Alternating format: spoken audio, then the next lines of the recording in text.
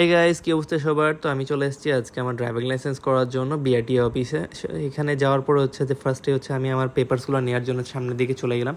তো এটা হচ্ছে শাকিলের দোকান। শাকিল হচ্ছে আমার পেপারসগুলো সবগুলো রেডি করে রাখছে, তো আমার পেপারগুলো প্রিন্টে দিল।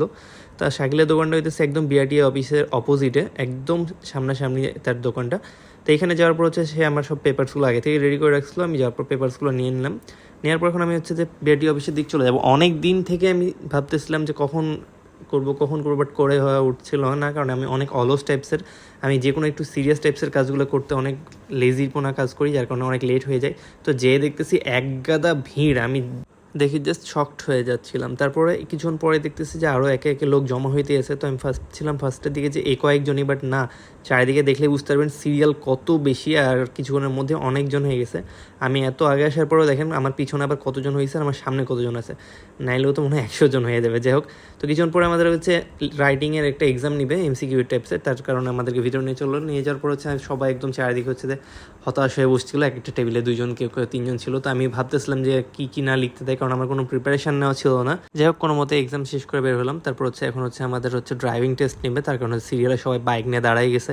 তো আমিও দাঁড়াইছিলাম, কারণ হচ্ছে আমার সিরিয়াল সবার ফার্স্টে ছিল, তার কারণ হচ্ছে আমি একদম সামনের দিকে আছি। তো এই যে এখানে দেখাই দিচ্ছে যে কী করা লাগবে না করা লাগবে, ডানে বামে কেমনে কেমনে যাওয়া লাগবে। তো এক পর্যায়ে যে হচ্ছে আমার সিরিয়াল চলে আসলো। তারপর হচ্ছে যে হেলমেট পরে হচ্ছে আমি সেই ড্রাইভিংয়ের টেস্টটা দিয়ে ফেললাম।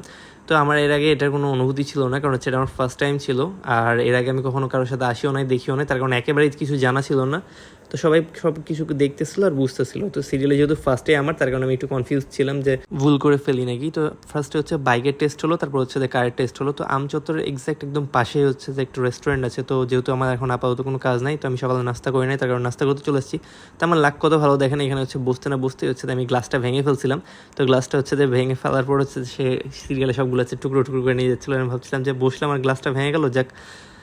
তারপর আমার হচ্ছে খাওয়া দাওয়া কমপ্লিট করে নিলাম। খাওয়া দাওয়া কমপ্লিট করার পরে চলে গেলাম। খাওয়া দাওয়ার হচ্ছে মানটা খুব ভালোই ছিল, আমি এর আগে এখানে কখনো যাই নাই, ফার্স্ট টাইম গেছিলাম। তারপরে যাওয়ার পরে দেখছি একদম খালি হয়ে গেছে, তেমন কেউ নাই, চারিদিকে সবাই হচ্ছে রেস্ট নিচ্ছে, কারণ হচ্ছে যে এখন আমাদের টেস্টের রেজাল্ট আসবে। যদি সেটা পাস হয় অথবা ফেল হয়, তার উপর ডিপেন্ড করবে যে আমাদের নেক্সট কোনো কিছু হবে কি না। তো সবাই হচ্ছে ওয়েট করতেছে তাদের রেজাল্টের জন্য। সিরিয়াল হচ্ছে আমরা ওয়েট করতেছি সবাই।